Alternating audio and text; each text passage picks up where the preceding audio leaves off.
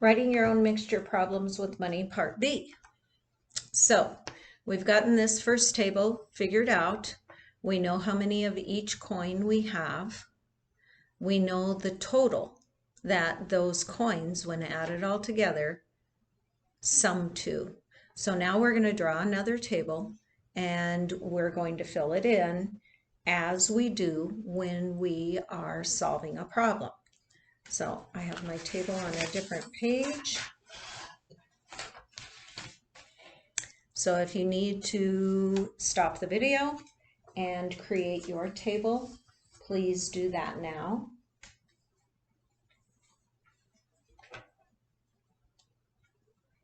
So you'll remember that I decided my dimes were going to be my X. So I'm going to write X in right here. And back on my previous table, I said that the number of nickels I had was 8X. So you can see this was my 5, and then 8 times 5 is up here. Then I had 2 more than 30 times the number of dimes. So I'm going to take my number of dimes and multiply that by 30 and add 2.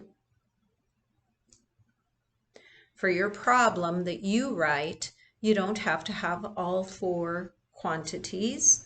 You can just have 2 quantities, two types of coins. You could have 3 types of coins. You can have 4 types of coins, and actually you could have $50 as well.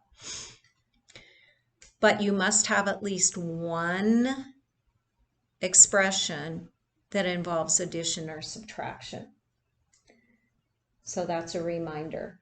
My number of quarters is 6 less than 8 times the number of dimes. So that's going to be an expression that looks like that. And I'm going to choose, I know Mr. Witt puts his total right here, but I'm going to choose to put my total over here because this is actually where the expressions are going to be that I'm going to add all together that are going to total $12.52. And again, here I'm just going to put my value for my coin.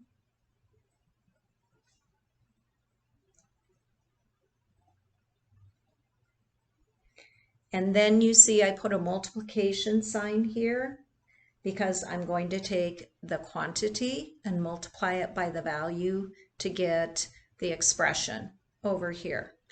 So I'm going to take 100th times 30x plus 2. And I'm going to take 500ths times 8x. And I'm going to take 1/10 times x, and I'm going to take 2500ths times 8x minus 6. So this is the column that I'm going to use to combine and set it equal to this quantity. So that's just like we did in the other videos. So this is part B.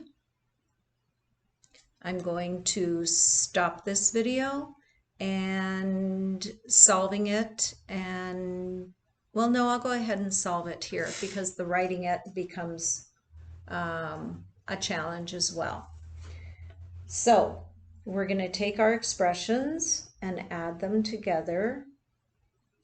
This is where you need to make sure that you're copying things down correctly.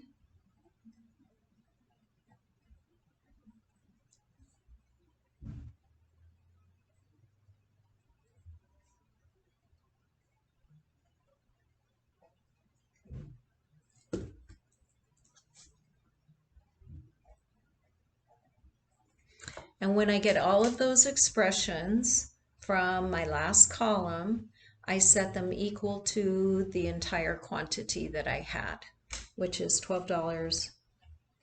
my sum, $12.52. So you remember in one of the videos, we multiplied all of the numbers outside of the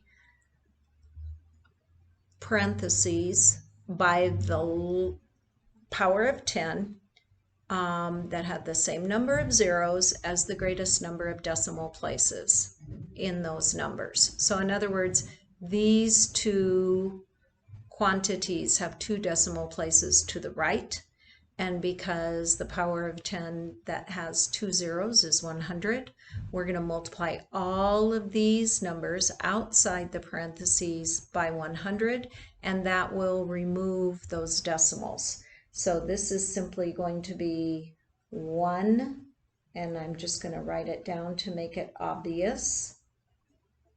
I know that you know that 1 times whatever this expression is just that expression.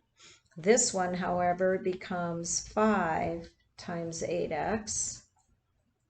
This one, we have to add a 0 there because we're moving the decimal point 2 places.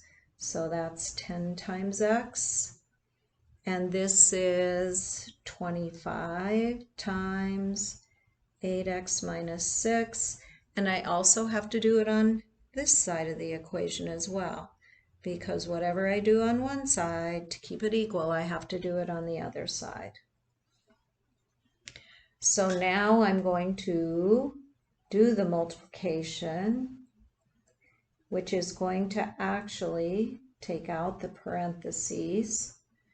So this is 40x, 10x, and 25 times 8x is 200x, and I have to distribute that 25 all the way across. So that is minus 150, and that is equal to 1,252. Now I'm going to combine like terms. My x's that I have are right here. So 200 plus 40 is 240, plus 30 is 270, plus 10 is 280. So I have 280x, and then my constants, if I want to change this to an addition, and that becomes a negative 150. Negative 150 plus 2 is negative 148, and that is equal to 1,252. So if I have a negative 148 over here to use the additive inverse strategy, I'm going to add 148 to each side. That makes this 0 because I have a positive and a negative. And when I add 148 here, I'm going to get 10, 10, 4. I'm going to get 1,400.